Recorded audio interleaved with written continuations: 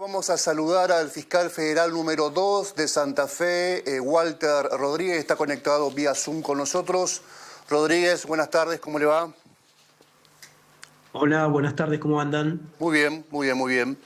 La semana pasada se publicó en la web especializada Pensamiento Penal un artículo de Walter Rodríguez dando cuenta de dos temas centrales. El primero, el abordaje que se hace desde el Estado a las personas con consumos problemáticos, ¿no? El lado B, podríamos decir, del gran fenómeno de la venta de estupefacientes, ¿no? La consecuencia, la demanda que no solamente se consolida, sino que además se agranda y genera, bueno, un universo de personas que no pueden zafarse de esa adicción, de ese consumo, o por falta de recursos, básicamente por falta de recursos, y a veces por vacíos legales o leyes que están ahí, que son muy buenas en algunos casos, pero que no tienen el impulso que uno desearía.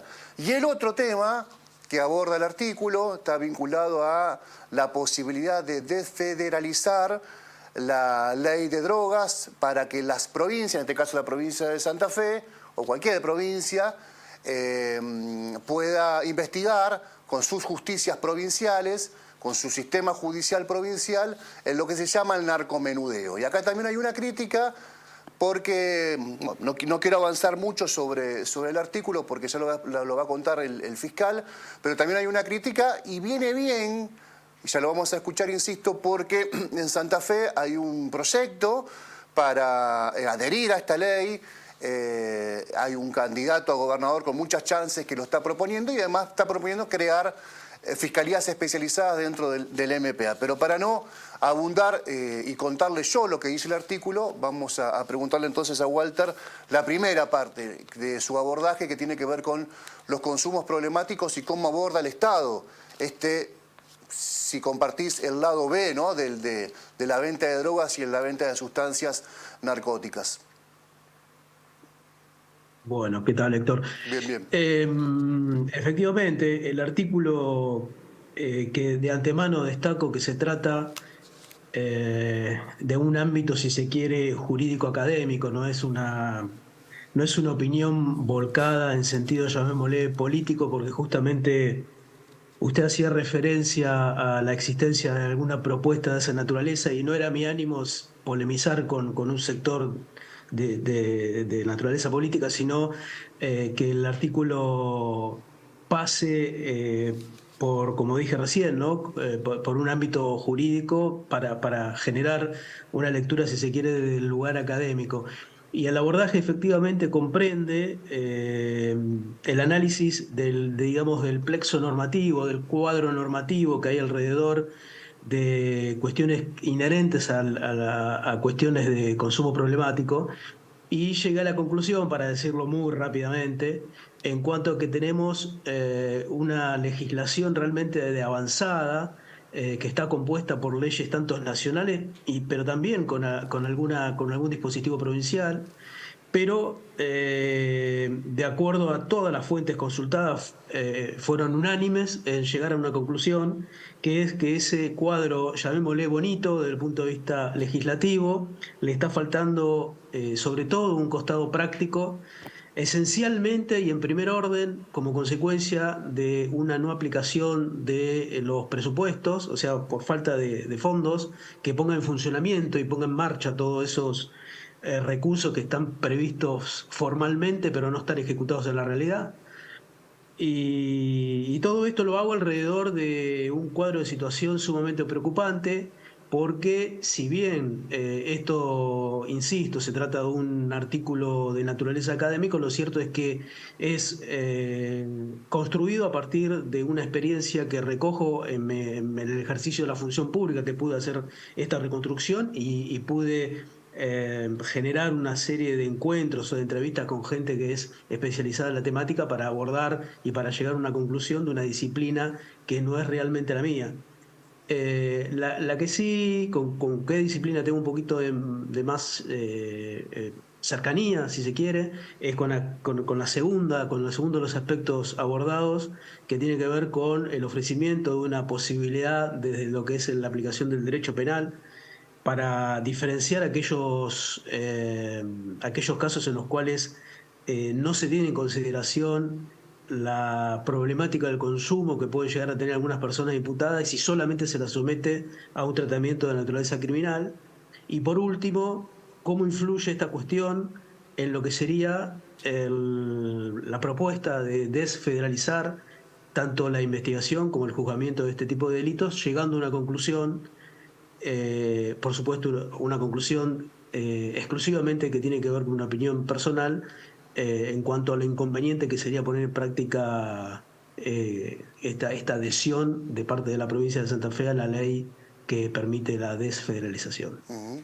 Respecto al primer punto, Walter, ahí quiero preguntarte si mencionabas que el plexo normativo es bueno, es muy interesante, es de avanzada, creo que usaste esa palabra, pero que al mismo tiempo, desde lo práctico, tiene muchas falencias. ¿Y esto se expresa exclusivamente de lo presupuestario o lo presupuestario es un elemento más a considerar en esta falta de practicidad de la gestión pública en este sentido? Y yo lo que digo en este artículo es que se trata de un factor sumamente trascendente, la falta de presupuesto, porque sin los fondos nada se puede poner en marcha. Ahora, hay muchos dispositivos que, por supuesto, incluso en esta situación, porque no es que no se ha destinado nada de dinero, sino que se ha destinado, en los cálculos que pude recabar, se ha destinado un 8% menos de lo que la ley que establece la aplicación del 10, ¿no? O sea, se estaría aplicando entre un 8 y un 6% menos. O sea, hay parte, por supuesto que hay parte que sí que se destina para estos casos. Pero no es solo un problema de naturaleza, no es un problema de plata solamente. Hay diversas cuestiones que, por lo que me he nutrido de la información recabada, convierte a la provincia de Santa Fe con exclusividad en un lugar poco amigable para ir a resolver este tipo de problemáticas, que sí en otros lugares pueden ser atendidos de mejor manera. Yo me aboqué a hacer un análisis básicamente de lo que ocurre en el territorio donde me toca trabajar. Y bueno, el clima es desalentador, no solamente desde el punto de vista de la aplicación presupuestaria, sino también por el resto de circunstancias que rodean a la temática que la hacen muy difícil de abordar, aún con un trabajo muy valorable de quienes se comprometen muchísimo para estar tratando de poder dar soluciones a semejante drama, que es aquella gente que está en el territorio y al lado de, bueno, de las personas que sufren estas contingencias en su salud, que solamente en la provincia, por la fuente que yo pude recabar, están destinadas prácticamente a abordar aquellas situaciones de mucha urgencia, por ejemplo, alguna persona que recaiga en algún tipo de consumo instantáneo, una sobredosis que pueda llegar a tener alguna persona, y a los 2 o 3 días de poder asistirla y poder de alguna manera atender la problemática urgente, lo que no se puede es sostener con el tiempo un tratamiento interdisciplinario con el abordaje que las leyes contemplan y prevén para tratar de mitigar los efectos de este consumo problemático. Ayer estuvo acá Juan Pablo Poletti, que es ya candidato a intendente de la ciudad de Santa Fe, y decía, bueno, sabés que fue además director, una pieza clave en la lucha contra el COVID, fue director del Hospital Cuyen. Él decía, cuando viene la persona con una sobredosis o intoxicada, se la recepcionan en el nosocomio, se le hace un tratamiento clínico, se la saca de la intoxicación y se le da el alta. Y vuelve al mismo contexto, y vuelve a la misma situación, y vuelve a la misma realidad.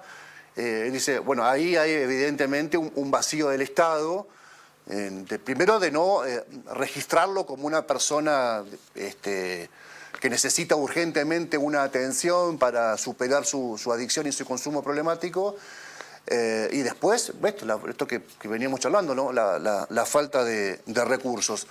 Quería preguntarte sobre lo segundo, Vos planteás en el artículo publicado en Pensamiento Penal, en la web Pensamiento Penal, que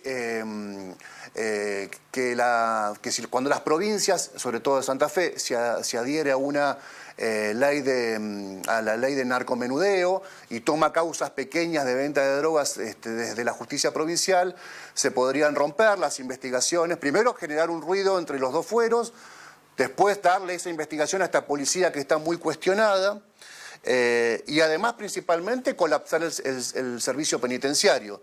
Ahora también hay otro razonamiento, Walter, sin personalizar y sin poner nombre propio, que mucha gente dice, bueno, pero también el kiosquito en la esquina del barrio es un problema porque hay, hay tiros, porque hay robo, porque se vende droga, obviamente, porque eso está afectando la vida de terceros.